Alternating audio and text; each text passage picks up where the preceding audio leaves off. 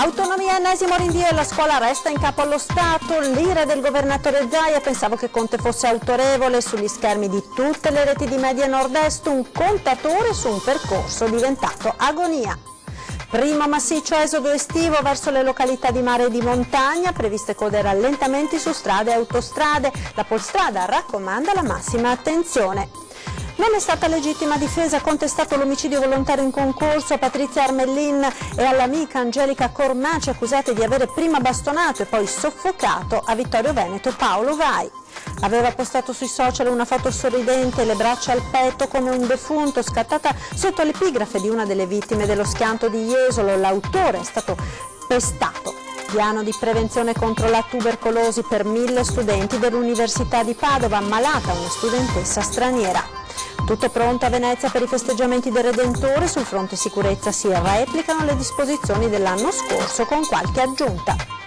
50 anni fa lo sbarco sulla Luna, che ha rappresentato anche una svolta nel rapporto tra gli italiani e la televisione, siamo andati tra la gente a chiedere un ricordo di quella notte. Buona giornata e ben ritrovati con la prima edizione dei telegiornali di Antenna 3. In primo piano ancora la questione dell'autonomia, con la delusione del Veneto dopo l'ennesimo rinvio uscito dal vertice di ieri a Roma. La scuola resta in capo allo Stato nazionale, il più arrabbiato è il governatore del Veneto Luca Zaia. Pensavo che Conte fosse autorevole, dice, ma sentiamo il primo servizio.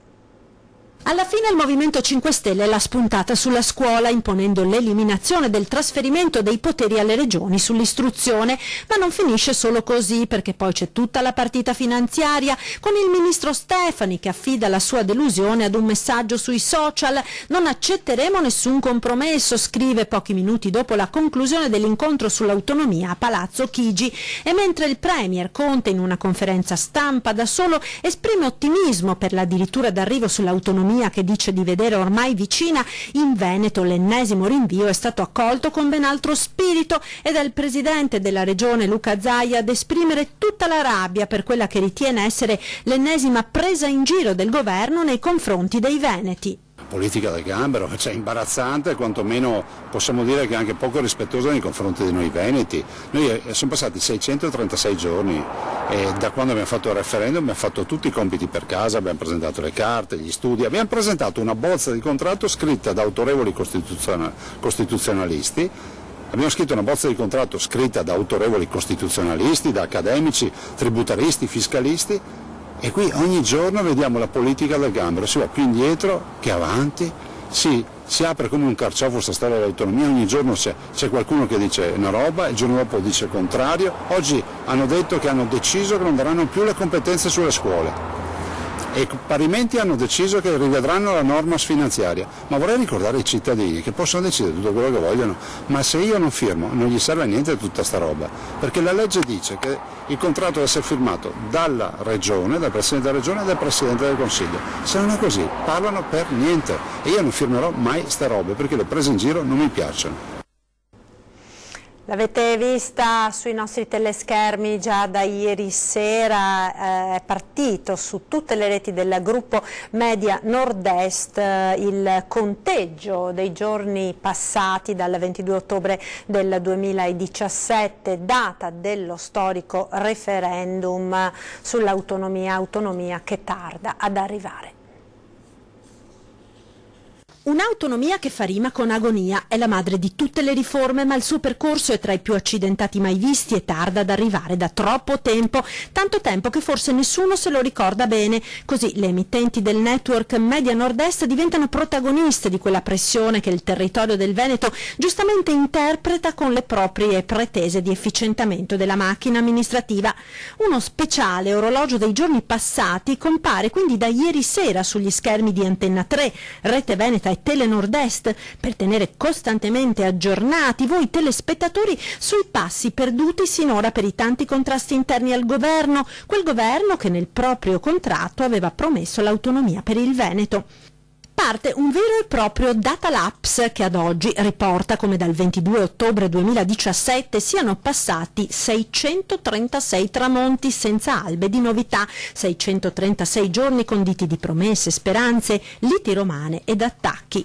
Rischiamo di assuefarci a slittamenti furbeschi, ritardi pietosi, indecisioni sconfortanti e la politica del rinvio con cui si ritiene di nascondere i grandi problemi, spiega il direttore di Media Nord-Est Luigi Baccialli, per cui un counter è utilissimo a ricordarci quanto tempo è passato dal referendum e quanto rischia l'intero paese per colpa delle clientele dei potentati e dei grandi burocrati dello Stato centrale, i veri nemici dell'autonomia. Un counter che ogni giorno aggiungerà un numero a quello già enorme che separa il quotidiano dal 22 ottobre 2017, una scritta fissa sulle emittenti del network per non dimenticare mai l'iter instradato, senza che a Roma ci sia mai stata una reale risposta agli oltre 2.328.000 votanti di questa regione. La cronaca ora con la notizia dell'ennesimo incidente stradale mortale sulle strade della nostra regione, accaduto nella tarda serata di ieri a Sabbioni di Cologna Veneta, nel Veronese. A perdere la vita un uomo di 60 anni che con la sua auto è uscito di strada finendo in un fossato. E quella di oggi è la prima giornata da bollino rosso sulle strade del Veneto per quello che è stato definito il primo weekend di grande esodo per le vacanze estive. Al momento non si verificano situazioni di grave criticità sulle arterie della nostra regione, anche se il traffico è molto sostenuto con rallentamenti e code su tutte le principali direttrici verso le località di vacanza della costa veneziana, del lago di Garda e delle Dolomiti Bellunesi. In A4 code all'altezza di Latisana e Padova Est. La polizia stradale ha potenziato i controlli ed invita tutti gli automobilisti alla massima prudenza alla guida. Ricordiamo che vige il divieto di circolazione per i mezzi pesanti oggi dalle 8 alle 22 e domani dalle 7 alle 22. Torniamo ora a Vittorio Veneto per parlare dell'omicidio di Paolo Vai, l'uomo che è stato preso a bastonate e poi soffocato dalla convivente e da un'amica di quest'ultima. Il sindaco di Vittorio Veneto al telefono ci racconta che la compagna anni fa aveva chiesto aiuto ai servizi sociali del comune. Sentiamo.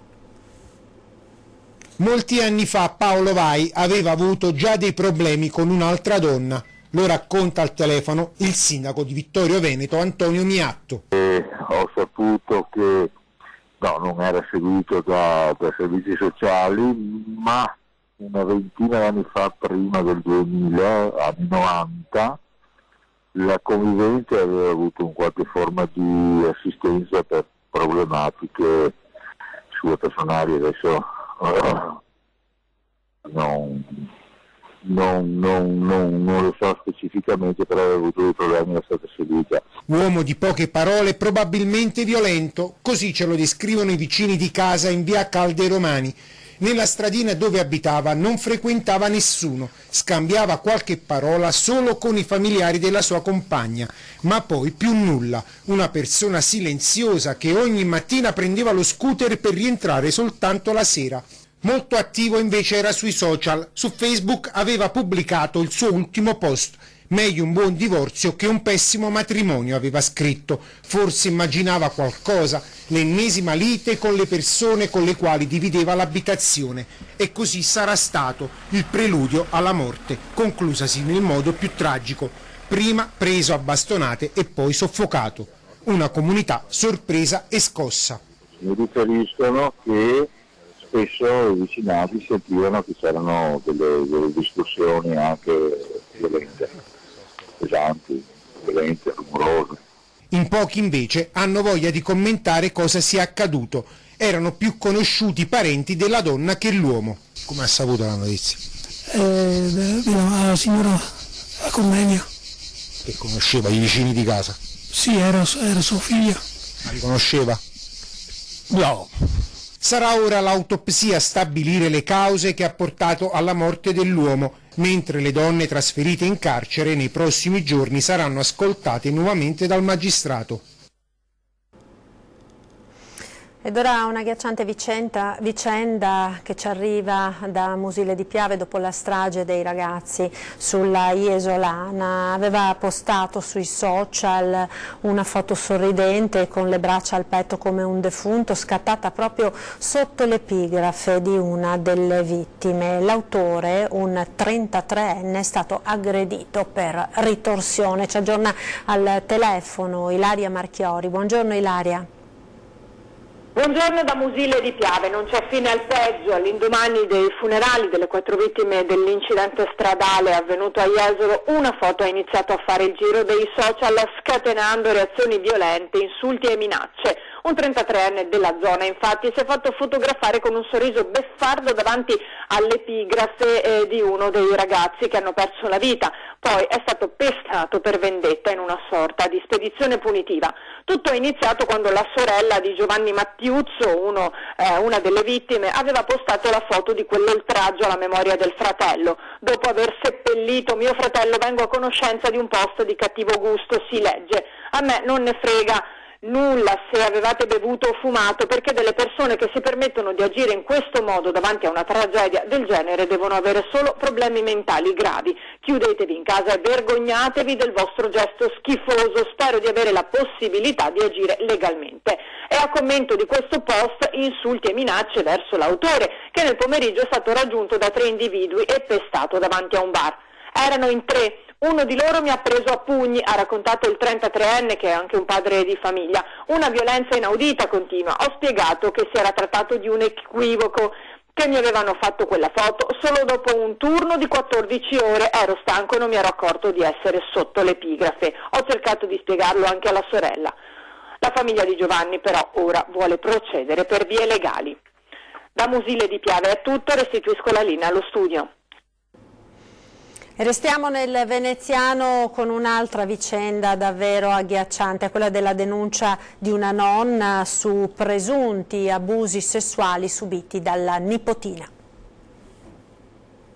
Io vedo mia nipote soprattutto che non sta bene, non sta vivendo un bel momento e vedo che non viene aiutata da parte delle autorità. A parlare è la nonna paterna di una bambina di 7 anni. I suoi genitori si sono separati quando aveva 4 mesi. I primi 4 anni sono stati gestibili, poi però, racconta la nonna, si è scatenato l'inferno. La piccola avrebbe rivelato episodi raccapriccianti di presunti abusi sessuali subiti con la mamma. Si toccava le parti intime sotto, allorché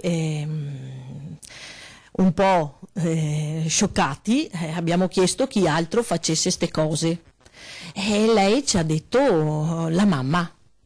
Quando io ho detto beh, la mamma normale, la mamma ti lava come ti lavo io, e lei invece no, ci ha fatto vedere proprio la classica masturbazione femminile. Allorché là siamo stati sconvolti, i nonni, tutti e due, e il nonno è andato a chiamare l'avvocato per capire. Siamo andati a parlare con una psicologa, dove lei con disegni, racconto e disegni ci ha detto che comunque sta bambina era stata vittimizzata. A quel punto il papà si è rifiutato di riportarla alla mamma, che, racconta ancora la nonna, per 1 anno e mezzo ha stranamente accettato di lasciarla vivere insieme a loro, andandola a trovare sempre in presenza di qualcuno, probabilmente come testimone.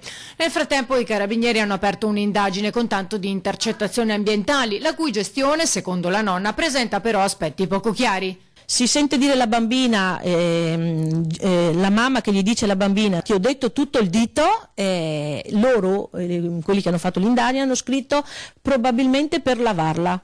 Sinceramente io per lavarmi non mi metto il dito dappertutto, non mi metto tutto il dito dentro da nessuna parte. L'unica spiegazione che loro danno è perché i genitori non vanno d'accordo. Io credo che la bambina potesse dire tante cose, ma arrivare una bambina di 4 anni e mezzo che venga a dire nei particolari e farci vedere, perché ce l'ha raccontato, ma abbiamo anche visto, e quindi come fa sta bambina a sapere ste cose? In mano alla famiglia paterna c'è molta documentazione, tra cui perizie neuropsichiatriche che descrivono la bambina in atteggiamenti troppo adulti, con un linguaggio a volte scurrile e terminologie sessuali anomale per l'età. Secondo la nonna non si sta prendendo in mano la situazione a dovere. Abbiamo paura che loro stanno coprendo questa cosa, non stanno indagando e guardando cosa c'è. Qui stanno solo coprendo. Le maestre ci sono che hanno visto la bambina che ha delle difficoltà, hanno chiamato le assistenti sociali per dichiarare, ma le assistenti sociali sono omertose, mi sento di dire questa parola, non stanno valutando e guardando questa bambina. Se niente viene fuori e scopriamo qualcosa, più di qualcuno dovrà pagare per la salute psicofisica di mia nipote, questo glielo garantisco, perché lotterò fino alla mia morte perché questo venga fuori.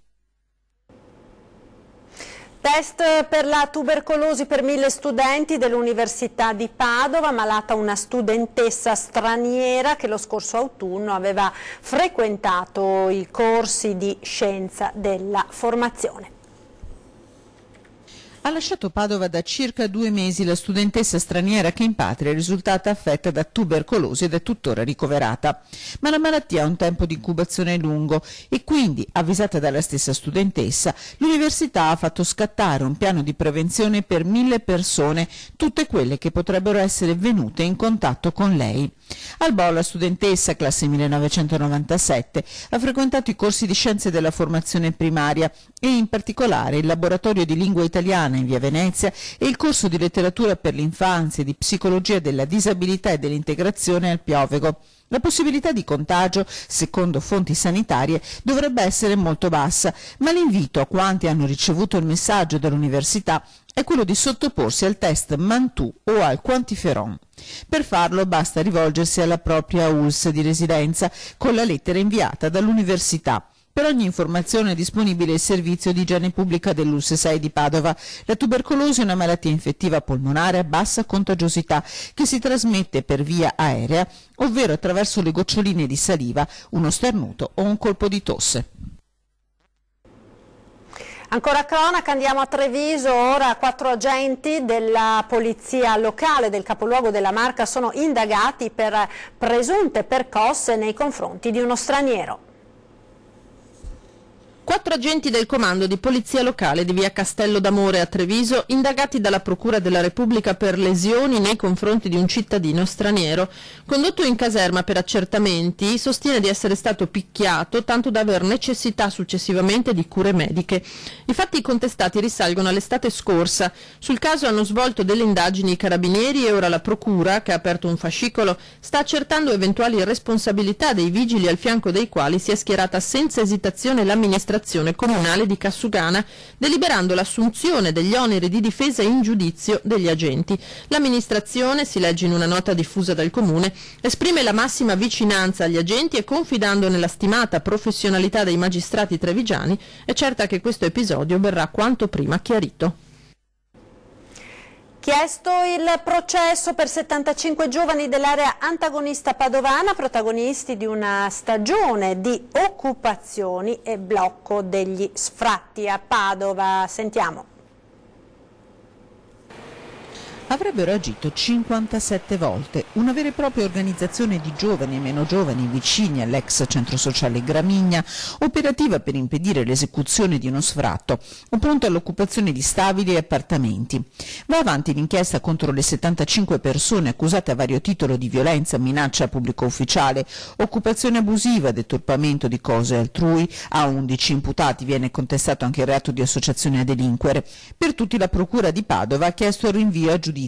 Sulla richiesta si pronuncerà a fine dicembre il giudice per le indagini preliminari. Tra gli indagati anche l'insegnante trentenne nei guai per la carica del 29 marzo scorso in città. Secondo quanto sinora ricostruito dalla Procura, si sarebbe costituita in città una vera e propria organizzazione che si dava appuntamento all'alba in caso di sfratti per fare da scudo nei confronti degli ufficiali giudiziari e delle forze dell'ordine presenti.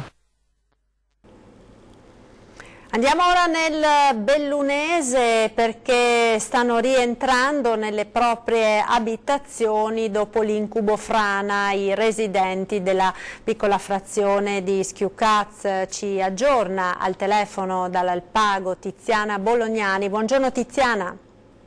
Sì, buongiorno da Belluno, e come hai detto tu, dopo gli annunci finalmente da oggi gli abitanti di Schiucaz possono rientrare nelle loro abitazioni, ma soltanto nelle ore diurne. Così ha disposto il sindaco nella sua ordinanza, in attesa che si chiuda definitivamente il cantiere attivato poco più di 2 mesi fa, per esattezza il 12 di maggio, quando i movimenti della enorme frana che incombeva sulle case costrinsero il primo cittadino a decidere per lo sgombero della frazione della Conca Tagota. Da quel giorno abbiamo seguito passo passo l'evolversi della situazione, che all'inizio sembrava senza via di uscita. Poi il 14 giugno la decisione di piazzare 40 cariche di dinamite per provocare la caduta del materiale a ridosso dei container posti a protezione delle case. Fra una decina di giorni, a cantiere chiuso, per gli abitanti di Schiucaz finirà l'incubo. È tutto, a voi.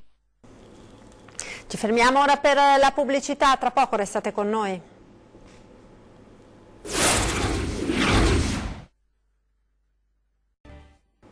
E rieccoci in diretta con la prima edizione dei telegiornali di Antenna 3, ancora cronaca, non emette gli scontrini fiscali, ristorante cinese chiuso per 3 giorni, accaduto a Bassano del Grappa.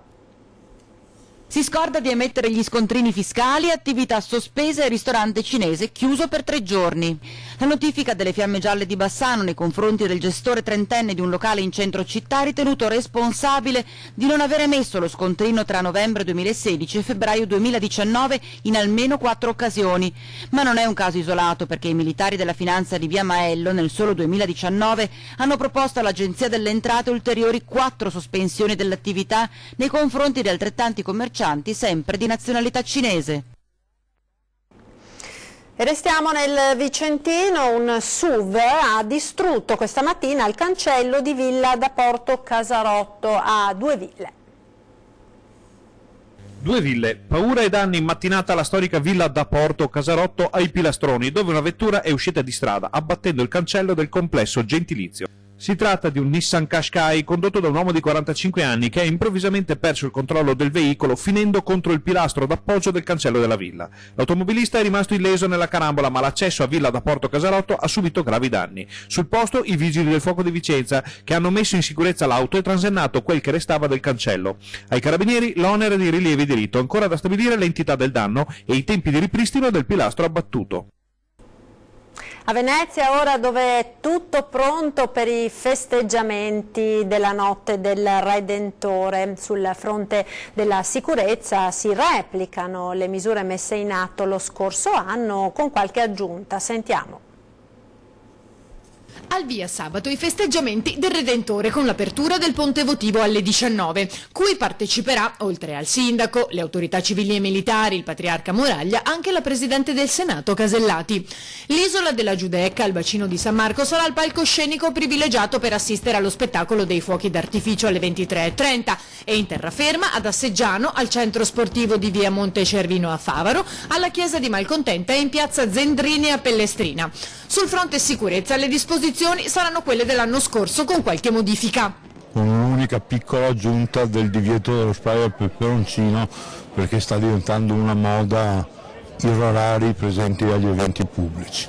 Tutto il resto, il divieto del vetro, l'obbligo di non entrare nelle zone in cui si vedono i fuochi con bottiglie e con cose del genere, e poi le regole che ormai abbiamo sperimentato in questi anni per garantire al massimo la sicurezza. Quante forze di polizia in campo?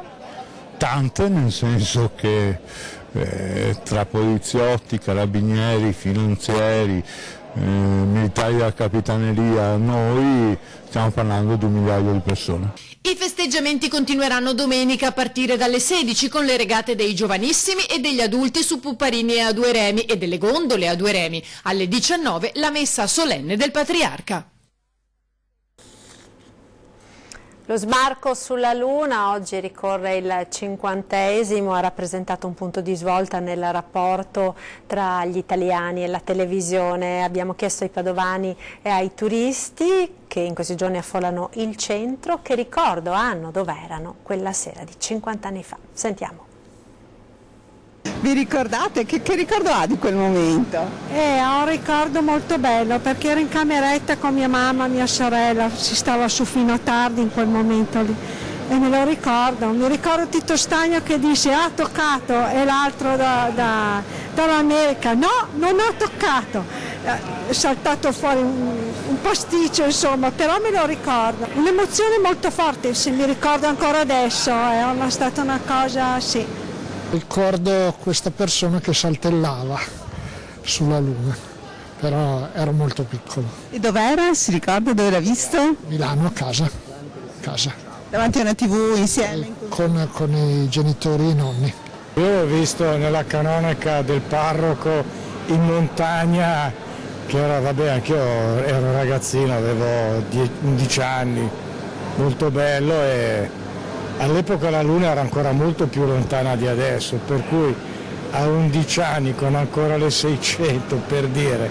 Purtroppo ero un bambino piccolino perché avevo solamente 8 anni, però ho dei ricordi belli, sono un altro. Sono quelle cose che non hai mai visto nella vita e la prima volta ti lasciano un segno veramente indelebile. Mi ricordo appunto, io avevo 9 anni e appunto eravamo da poco sulla casa nuova e mi ricordo che avevamo la casa ancora da arredare, però c'era il divano con i miei genitori e i miei fratelli e appunto abbiamo visto questo sbarco, questa cosa nuova e insolita. Non l'ho seguito in diretta, però mi ricorda molto Tito Stagno che sbraitava come un po' stannata, ecco, quello sì. Dopo ho cominciato a percepire l'evento, ecco. Quante la famiglia davanti alla televisione, al televisore, e adesso però mi ha fatto proprio un certo che, pensando che allora forse gli ho dato troppa importanza perché ero più piccola. Ed è tutto, grazie per essere stati con noi, vi lascio come sempre alle previsioni del tempo per le prossime ore. Buon pomeriggio.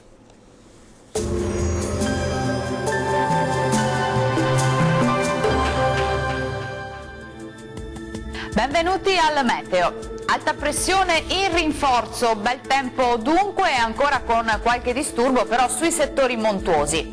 Ecco il dettaglio di sabato 20 luglio. Sul Veneto avremo un ampio soleggiamento dappertutto e cielo sereno, al massimo poco nuvoloso. Umide infiltrazioni atlantiche lambiranno Alpi e Prealpi, dove potremo avere ancora qualche rovescio o temporale tra le ore pomeridiane e quelle serali. Temperature in aumento con minime tra 15 e 22 gradi, valori massimi compresi invece tra 29 e 33 gradi circa. Ci spostiamo ora sul Friuli Venezia Giulia, dove avremo una giornata soleggiata ovunque con cielo sereno o al massimo poco nuvoloso. Qualche addensamento sui rilievi anche con isolati acquazzoni, specie durante le ore pomeridiane. Temperature via via più calde con minime tra 18 e 23 gradi, valori massimi oscillanti invece tra 28 e 32 gradi.